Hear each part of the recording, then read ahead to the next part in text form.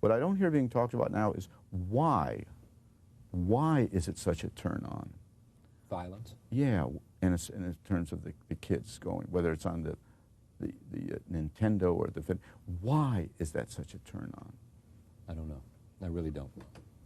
You know, I mean, would you just know that in a sense, there are a lot of people stepping forward saying, look, it's not having the kind of impact that the video games and all of those things are not necessary. Jerry Levin said the other day in a speech, you know, that it's not quite as clear-cut as we all seem to rush to say, you know, in terms of this direct link between violence and then in terms of movies and video games and then these acts of violence. On the other hand, you know, there does seem to be this incredible sense of repetition. People see things or they read about them. They see about Littleton and then they begin to think and, you know, and they begin to try to copycat in one way or the other. So clearly there's some kind of imitation taking place in our society. Let me take you way back, if I can, to why you always want to be an actor? No, never thought about it. Really? Really. And when you said, "Let me take you way back," that's a way back. Yeah, I did. That's way back. I remember.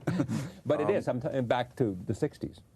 Oh no! I was born in 1937, and one of my first memories is about during the Second World War. They put a little piano. We were kind of very lower middle class, but somehow my father was so proud to get an upright piano, and they put it in front of me when I was about 5 or 6, and I was told, you're gonna have piano lessons. It wasn't a question, and I started practicing piano, and I guess I had some talent for it. And by the time I was 11 or 12, we were in Los Angeles, and I studied at the Los Angeles Conservatory of Music. By the time I got into high school, I tried to get away from classical music and form a jazz or be in a jazz group. I didn't have the talent that those other kids had, and I suddenly had my little breakdown when I was about 16 or 17. I said, that's it, no more piano. It had been most of my life.